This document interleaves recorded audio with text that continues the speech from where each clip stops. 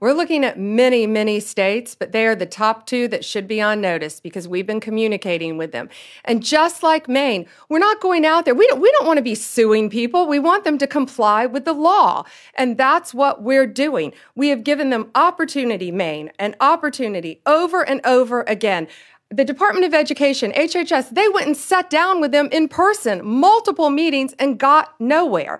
So now this is where we are because they refuse to protect young women in their state. So yes, Minnesota, California, multiple states. As far as prisons, had nothing to do with Title IX. We took away funding from Maine as well. We decided to go a different direction in our grants, because we saw one reason they allowed a 6'1", 245 giant man who had violently, no murders, nice, but he had violently murdered his parents with a knife and the family dog, serving life in prison, and he chose to identify as a woman. So guess where he's being housed? In a female prison in Maine.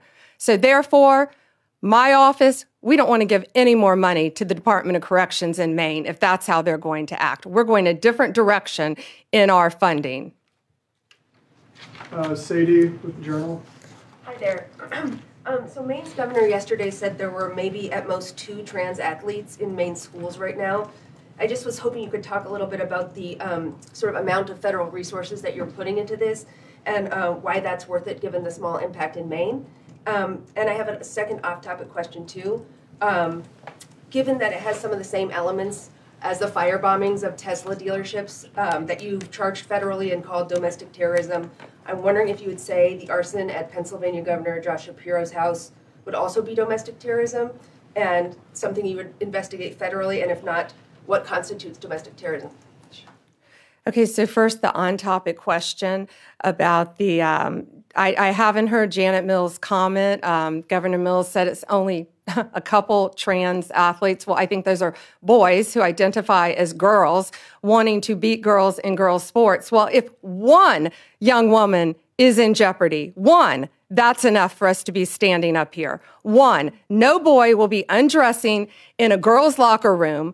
No boy will be walking in a woman's restroom. And no boy, when we're finished with this, will be beating young girls in sports. These young women many of them have trained, since you were in elementary school for your sport? Riley, when did you start swimming? 4 years old. 4 years old. They have trained their entire lives. Some of them have lost scholarships. They have lost regionals. They have lost state because of boys. I don't care if it's 1. I don't care if it's 2. I don't care if it's 100. It's going to stop, and it's going to stop in every single state. Tesla. You ask about, yes, Tesla. You ask about, so I spoke to Governor Shapiro. I think you're referring to his governor's mansion. I spoke to him. It is absolutely horrific what happened to him. Kash Patel also spoke to him. We have been praying for Josh, for his family. Those photos, it was horrible. I firmly believe they wanted to kill him. The defendant allegedly said he was going to use a hammer if he could have gotten to the governor. I've known the governor many, many years.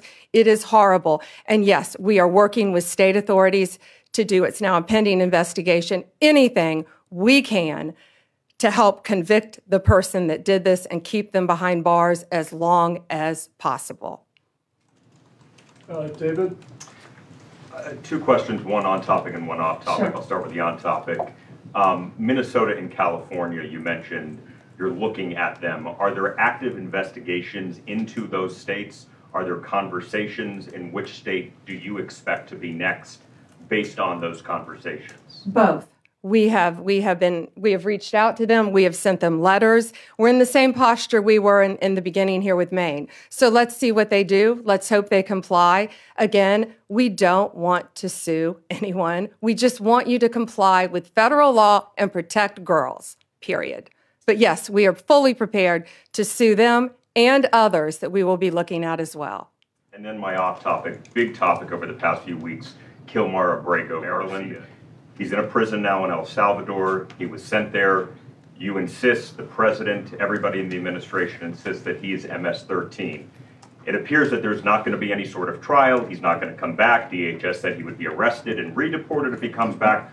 Why not show the American people the evidence that he's MS-13 so they can make an informed decision. And that goes the same with this Henry Josue Santos, who was picked up in Virginia, who is now presumably going to be deported as well. Why not show the public the evidence? Well, he is an illegal alien who has been living illegally in our country from El Salvador.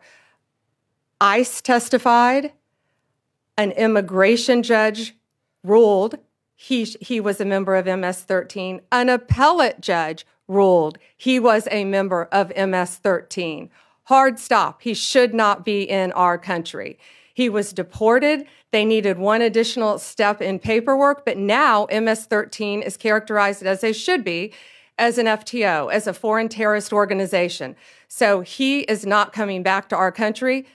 President Bukele said he was not sending him back. That's the end of the story. If he wanted to send him back, we would give him a plane ride back. There was no situation ever where he was going to stay in this country. None. He would have come back, had one extra step of paperwork, and gone back again. But he's from El Salvador, he's in El Salvador, and that's where the president plans on keeping him. But the evidence, we're not going to see the evidence? We have the transcripts from the court hearings. I'll be glad to give you the court hearings from 2019, what we have, sure. With the rulings from the judges, gladly. All right, last one, Reagan. Reagan Reese, Daily Caller. Madam Attorney General, there's a Maine school board, MSA D number 70, which voted unanimously on Monday to defy the governor and to comply with Title IX. With the action you're taking today, will it be possible to exempt schools that comply from any future punishment? Yes. And I think that was very brave and bold of that school board. We just saw that as well. The question was one school board in Maine voted to comply. And again, that's all we wanted was compliance. So yes, we will not be going after them, looking at them in this lawsuit because they are complying and they're protecting women in women's sports. Thank you guys. Thank you.